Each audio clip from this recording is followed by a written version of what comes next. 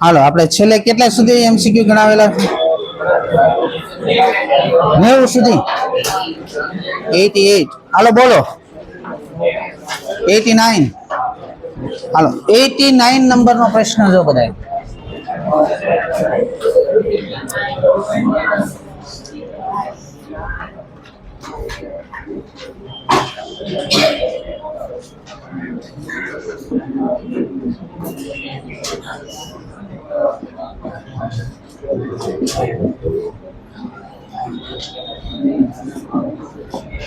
હાલો ધ્યાન રાખે બધાય અત્યારે આ બ્લોક સમતોલન સ્થાને છે રકમમાં એવું કીધું છે કે આ બ્લોકને તમારે 2x0 ખસેડવાનો જો અંદર દર્શાવેલો છે આ બ્લોકને તમે 2x0 ખસેડીને મૂકી દો તો આ બ્લોક દિવાલને કેટલા સમય અથડાશે આવું રકમમાં પૂછેલું છે હાલો અહીંથી આ કયું સ્થાન છે સમતોલન સ્થાન આને તમે અહીંથી 2x0 દબાવીને મૂકી દો આ 2x0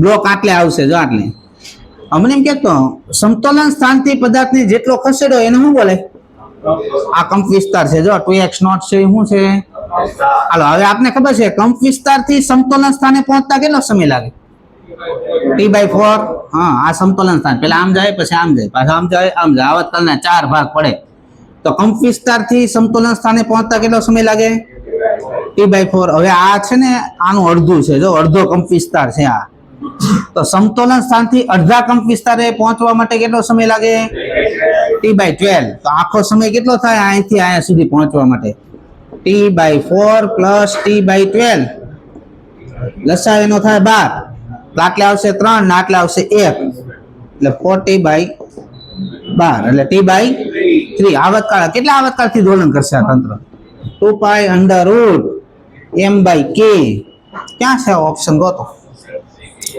જવાબ આવશે નો સી ઓપ્શન 95 સુધી બોલો 90 માં પ્રશ્ન જો તો પ્રશ્ન નંબર 90 આવતકાળનું સૂત્ર છે t = 2π √ m/k સ્પ્રિંગ લોલક હોય તો હવે તમને શું કીધું છે 700 ગ્રામનો પદાર્થ દૂર કરવામાં આવે તો આવતકાળ 3 સેકન્ડ મળે છે 700 ગ્રામનો પદાર્થ કાઢી નાખો સ્પ્રિંગ ઉપર દળ કેટલું રહે 900 ગ્રામ મૂકો આવતકાળ કેટલો 3 દળ કેટલું સ્પ્રિંગ ઉપર છે 900 હાલો પછી તમને એમ કીધું છે 500 ગ્રામનો પદાર્થ કાઢી નાખવાનો તો વધુ કેટલું દળ 400 ગ્રામ તો નવો આવતકાળ શોધવાનો આ 0 0 0 0 કેન્સલ ને 9 નું વર્ગમૂળ 3 3 આ 3 ઉડી જાય 4 નું વર્ગમૂળ આ બાદ જાય જવાબ આવશે 2 સેકન્ડ ઓપ્શન આવશે બી ઓપ્શન 95 સુધી 92 નથી ગણવાનો અવમંદિત ગતિનો છે 95 સુધી છે કોને 91 હાલો 91મો દાખલો જો પૂછાયેલો પ્રશ્ન છે 91 તમને એમ કીધું છે એક પોલો ગોળો લેવાનો એમાં પ્રવાહી ભરી દેવાનું પાણી ભરી દેવાનું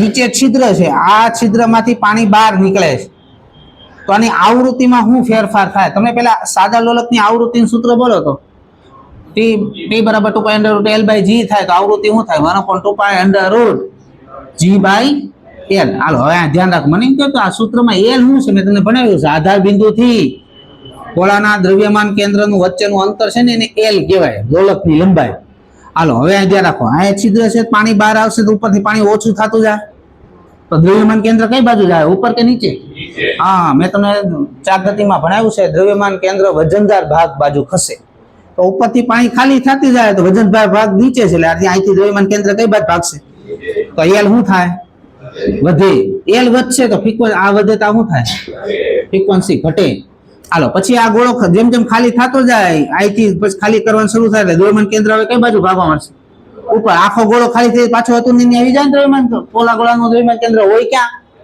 એના કેન્દ્ર ઉપર હોય તો પેલા દ્રવ્યમાન કેન્દ્ર નીચે ગયું પછી ગોળો જેમ જેમ ખાલી થતો જાય એટલે દ્રવ્યમાન કેન્દ્ર પાછું ઉપર આવશે તો L શું થાય ઘટે તો F શું થાય વધશે તો પેલા ફ્રીક્વન્સી ઘટે પછી ફ્રીક્વન્સી વધે હતી ને એટલી પાછી થઈ જાય તો જવાબ આવે એનો સી ઓપ્શન 95 સુધી કેટલામાં 95 95મો પ્રશ્ન જો, સરળ આવર્ત ગતિ માટે સ્થાનાંતર વિરુદ્ધ સમયનો આલેખ આપેલો છે, તો આ આલેખ મુજબ આમાંથી કયું વિધાન સાચું પડે? હાલો, તો પહેલા શું લખ્યું છે? 0.75 t સમય બળ શૂન્ય થાય, પણ 0.75 એટલે શું થાય? 3t/4. તો 3t/4 સમય પદાર્થ ક્યાં છે ગ્રાફમાં? જોવો તો કંપ વિસ્તારે છે. કંપ વિસ્તારે બળ શું હોય? મહત્તમ હોય ને, પ્રવેગ મેક્સિમમ થાય -ω² y બરાબર a મૂકો તો પ્રવેગ મેક્સિમમ થાય, તો બળ મેક્સિમમ થાય, ઝીરો ન થાય. ખોટું. 0.5 t સમય વેગ મહત્તમ હોય એટલે t/2. t/2 એ ક્યાં પદાર્થ છે? જો તો કંપ વિસ્તારે છે, આમાં જોવાનું ક્યાં છે પદાર્થ. t/2 એ ક્યાં છે? કંપ વિસ્તાર. બોલો, કંપ વિસ્તાર વેગ કેવો હોય?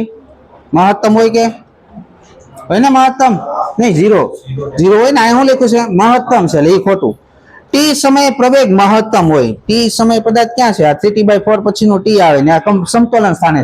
સમતોલન સ્થાને પ્રવેગ કેવો હોય? ઝીરો હોય. અહીં લખ્યું છે મહત્તમ હોય એટલે ખોટું. પછી આવે છે t/2 સમય સ્થિતિ ઊર્જા કુલ ઊર્જા જેટલી. t/2 સમય પદાર્થ છે કંપ વિસ્તારે, ને કંપ વિસ્તાર હોય તો સ્થિતિ ઊર્જાનું સૂત્ર છે 1/2 y બરાબર a મૂકી દો તો કુલ ઊર્જા થઈ જાય. તો એ સાચું છે. જવાબ આવશે દિલ્હી.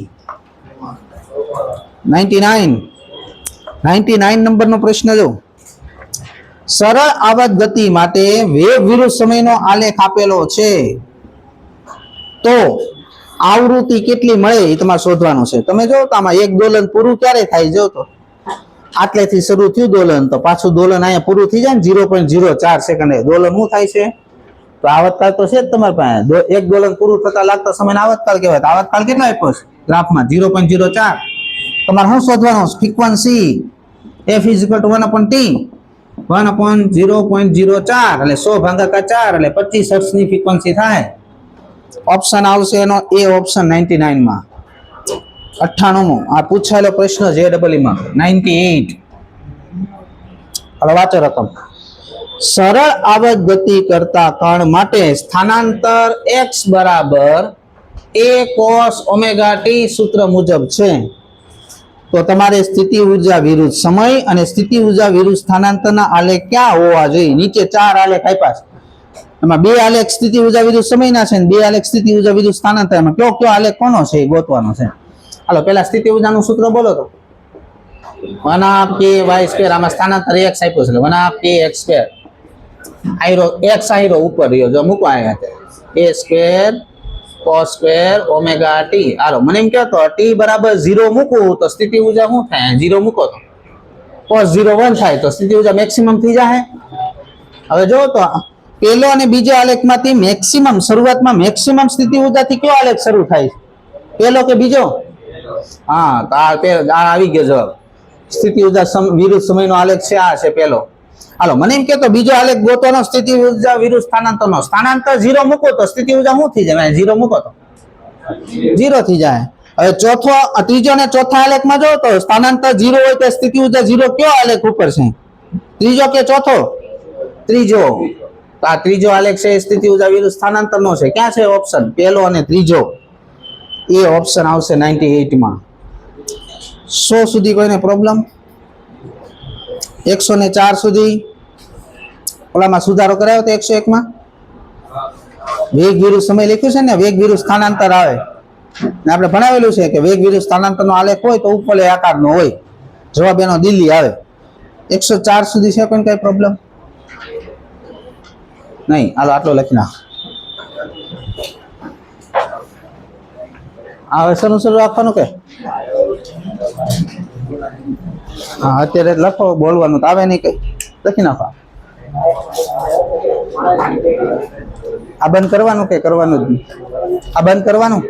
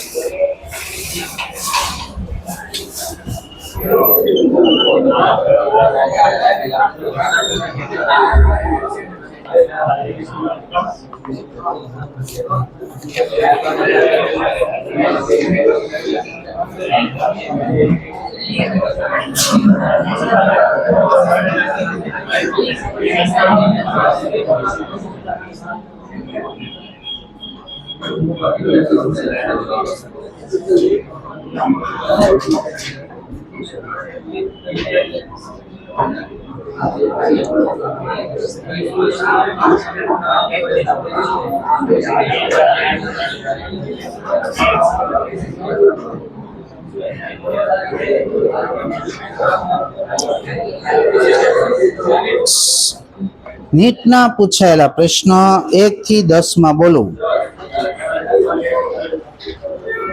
10મો પ્રશ્ન જો. સ્પ્રિંગ પર 5 કિલોનો પદાર્થ 2 પાઈ સેકન્ડના આવર્તકાળથી દોલનો કરે છે.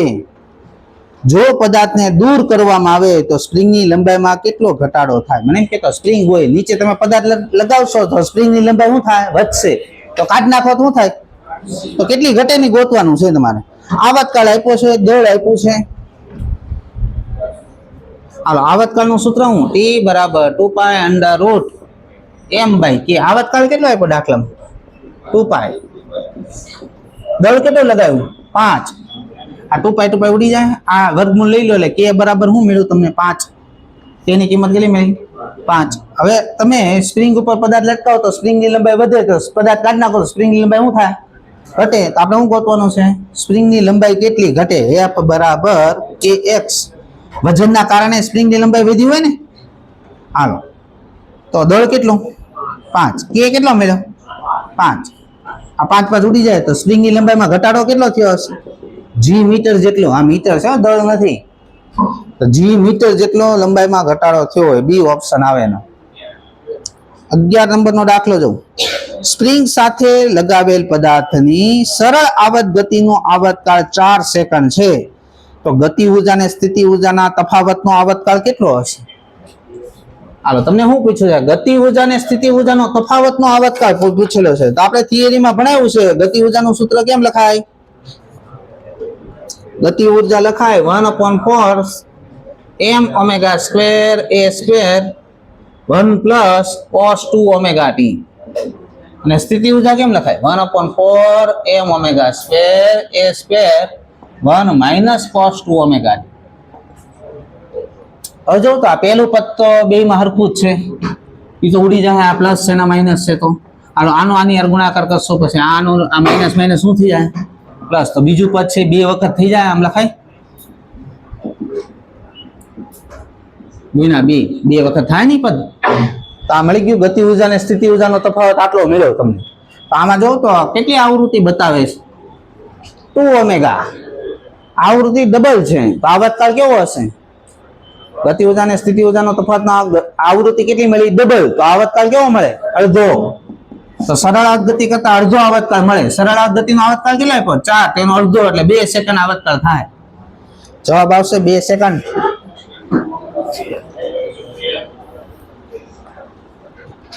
વીસ સુધી બોલો. 13 નંબર. તો આ બંને સ્પ્રિંગ કેમાં છે? પેલા કેતો શ્રેણીમાં છે કે સમાંતરમાં? સમાંતરમાં છે. મેં શું ભણાવ્યું તમને?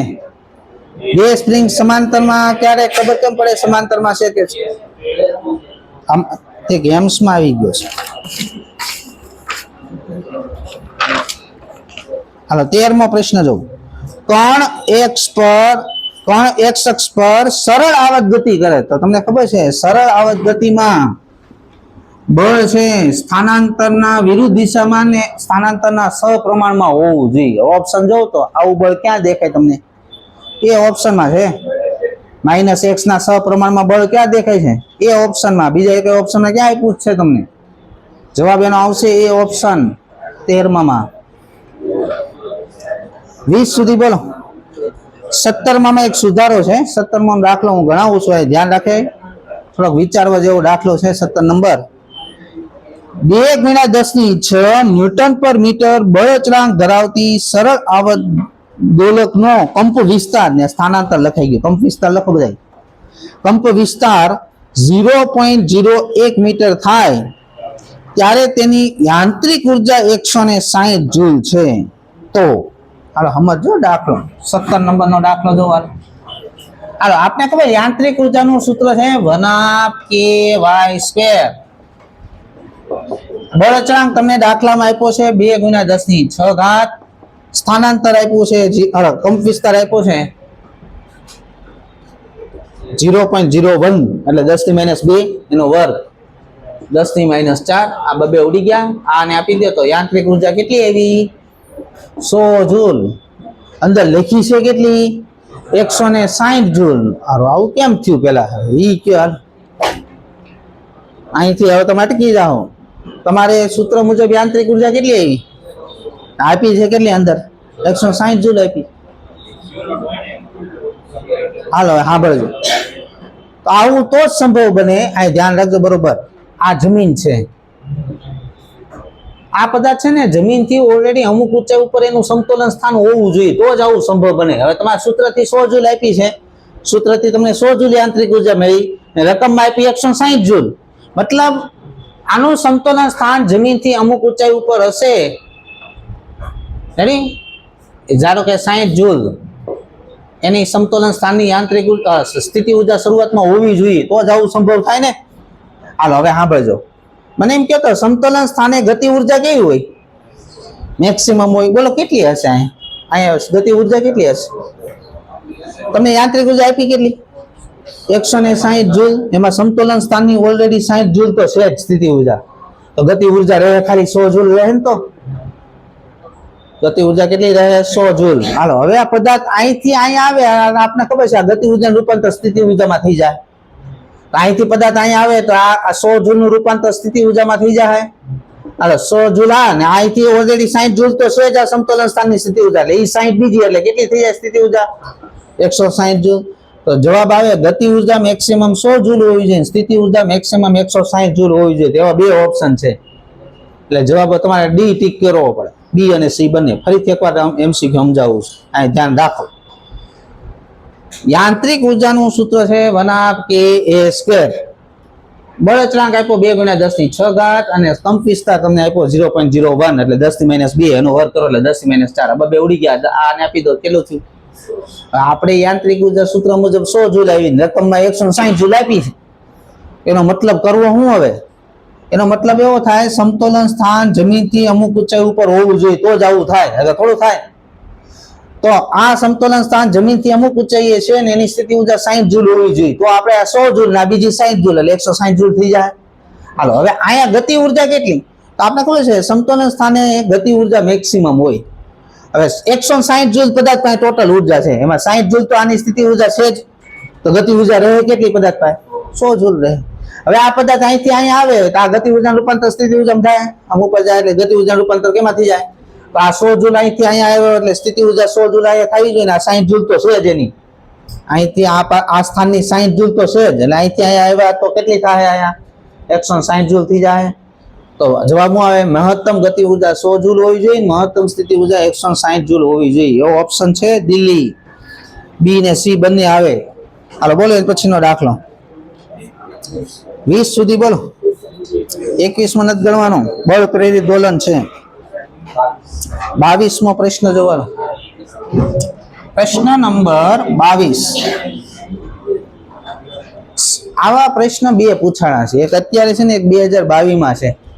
હાલો જોઈ વાંચો રકમ. હાલો 5 મીટર અને 20 મીટર લંબાઈના સાદા લોલક એક જ સ્થળેથી સરળ આવત ગતિ કરે છે. અહીં ધ્યાન રાખો. બે દોરી બાંધી, એક 5 મીટર લંબાઈની દોરી બાંધી, એક 20 મીટર લંબાઈની દોરી. નીચે બે જગ્યાએ ગોળા બાંધી દીધા. હવે અહીંથી મૂક્યા, અંદર લખ્યું છે એક જ સ્થાનેથી બે ગોળા મૂક્યા એટલે બે દોલન કરવા મળશે. તો તમને એમ કીધું છે 5 મીટર લંબાઈના કેટલા દોલનો પછી બંને ગોળા પાછા એક જ જગ્યાએ આવે એવું રકમમાં પૂછેલું છે. હાલો ધ્યાન રાખો. ધારો કે 5 મીટરનું લોલક છે એનો આવતકાળ હું T1 ધારી લઉં છું ને 20 મીટરનું લોલક છે એનો આવતકાળ ધારો કે T2 ધારી લઉં છું. આપણે ખબર સાદા લોલકના આવતકાળનું સૂત્ર છે T = 2π√L/g. L ના √L ના સહપ્રમાણમાં આવે. હવે પહેલાની લંબાઈ કેટલી? 5. બીજાની લંબાઈ 20 એટલે આ 1/4 થયું ને વર્ગમૂળ 1/2 થયું. ધારો કે પહેલાનો આવર્તકાળ આપણે t1 લઈ લેવી 1 ને બીજાનો આવર્તકાળ 2 લઈ લેવી. હાલો હવે સમજો, આ ધ્યાન રાખો. આ નાનું લોલક છે એનો આવર્તકાળ 1 સેકન્ડ છે, ના મોટું લોલક છે ને એનો આવર્તકાળ 2 સેકન્ડ છે. એટલે શું થાય, અહીંથી ગોળા બાંધ્યા છે, આ 5 મીટરનું ને આ 20 મીટરનું, અહીંથી બે ગોળા અહીંથી મૂક્યા તમે એટલે આમ જાય. આ નાનું લોલક છે 1 સેકન્ડમાં અહીંથી આમ જઈને આમ વી આવશે, એનું એક દોલન પૂરું થતા 1 સેકન્ડ લાગે. જો એ નાનું લોલક અહીંથી આમ જતા કેટલો સમય લાગે 1, ને મોટું લોલક ને અહીંથી આમ જતા કેટલો સમય લાગે 2. આટલી ખબર પડી પેલા. હાલો તમારે એ વિચારો તો નાનું લોલક છે એના કેટલા દોલન પછી બે હારે પાછા આ જગ્યા આવવા જોઈએ. તો અહીંથી આમ જાય અહીંયા આવતા કેટલો સમય લાગે 1 સેકન્ડ. પાછું અહીંથી આમ જઈને અહીં આવતા કેટલો સમય લાગે 2 સેકન્ડ લાગે. તો 2 સેકન્ડમાં આ એક દોલન પૂરું થાય નાનું, તો પાછા હતા ને એને આવી ગયા જ નહીં બે.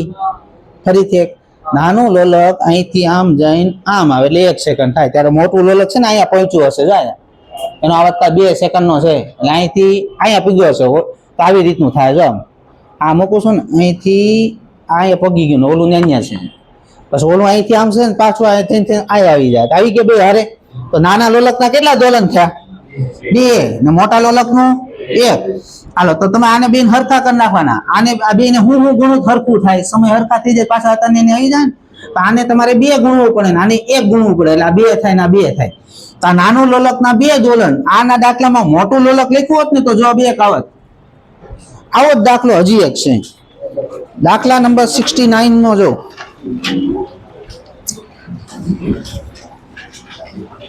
એમાં લોલકની લંબાઈ બદલી નાખી છે. એક 121 સેન્ટીમીટર નું લોલક છે એનો આવર્તકાળ ધારો કે t1 છે ને 100 સેન્ટીમીટર નું લોલક છે એનો આવર્તકાળ ધારો કે t2 થાય લઉં છું.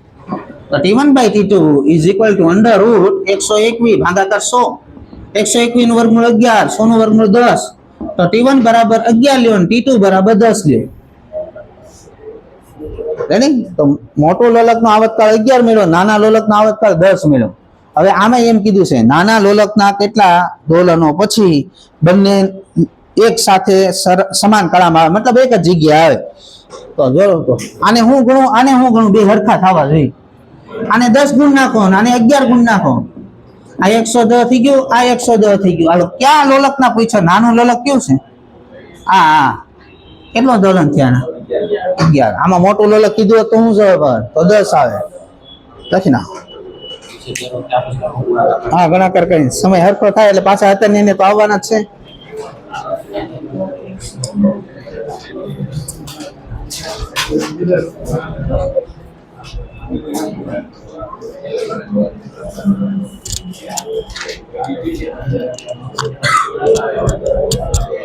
ક્યાં બટન છે?